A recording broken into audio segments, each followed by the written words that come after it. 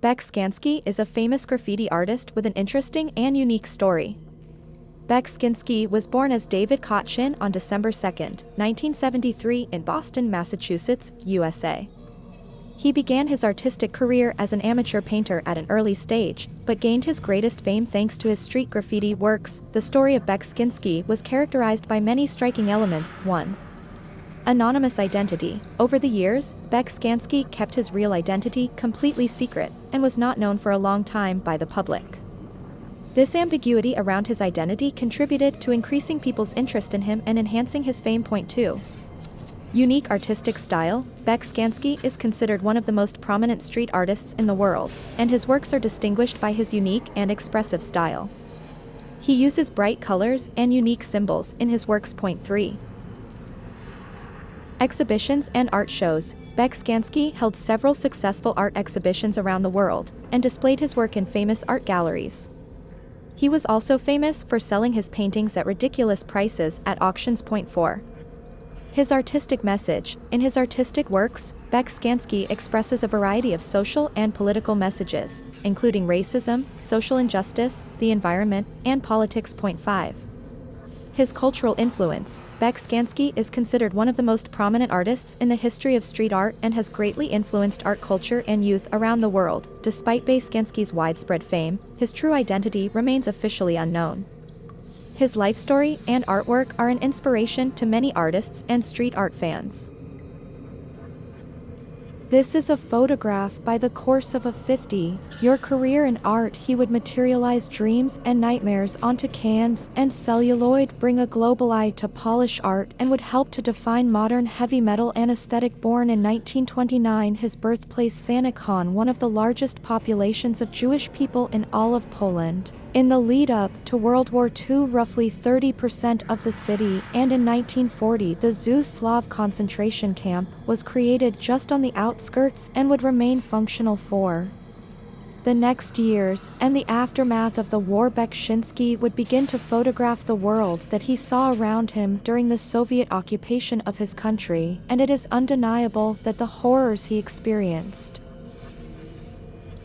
through his entire adolescence would later play a massive role in the mindies of his works that he would go on to create. Although not formally trained in art, in 1955 he would study architecture and develop drafting skills through that would later help him in more than one way, because as well as training his hand, he would also learn the history and symbolism of architecture that would allow him to make social commentary through his paintings. After finishing his education, he would return home to Sonic and would design buses for a construction company called AutoSong. But during this time he would continue to experiment more with his photography, incorporating objects that he found at the construction site into the pictures that he took, and decided as a side project to his career that he would become a part-time photographer. And it in 1957, Bek Skiski emerged in the world of art, significantly disrupting the prevailing artistic norms with his early forays into photography.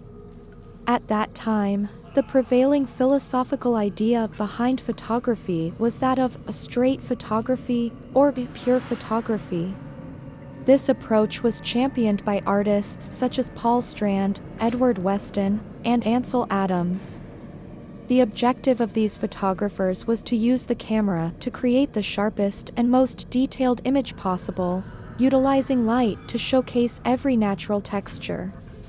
This style was a reaction against pictorialism, which was the dominant style of art photography in the early 1900s. Pictorialists aimed to capture life in a hazy, obscure manner, reminiscent of the Impressionist painters.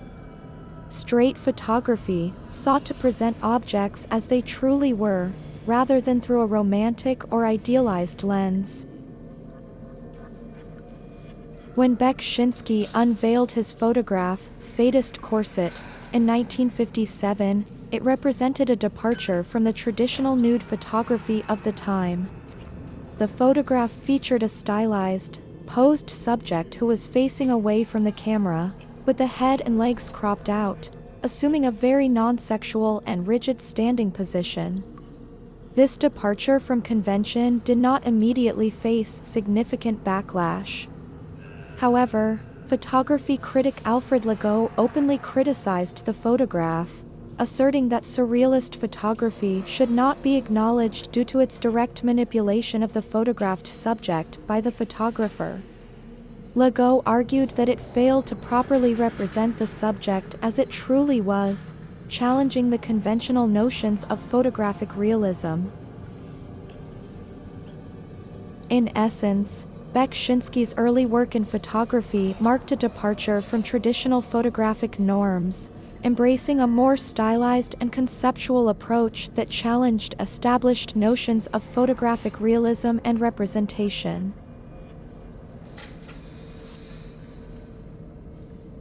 Bek Skiski's work was seen as a departure from traditional photography, and it garnered criticism as being anti-photography. In response to this criticism, Bek Skiski published an article in a photography magazine titled "The Crisis of and the Perspective to Overcome It."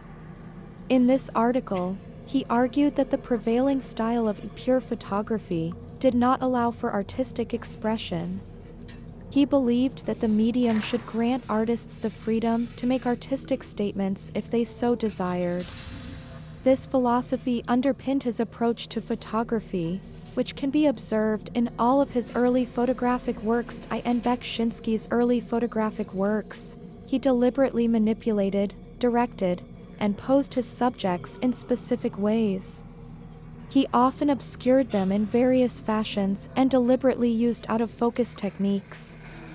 For instance, he frequently used a foreground chair to disrupt the natural symmetry of the body. His subjects were cropped and photographed as silhouettes, purposefully deviating from the conventional norms of photography. This approach reflected his belief in the need for artistic expression and a departure from the strict confines of traditional photography. Thank you for watching the video. Don't forget to subscribe to the channel, like the video, and stay tuned for new videos. Goodbye.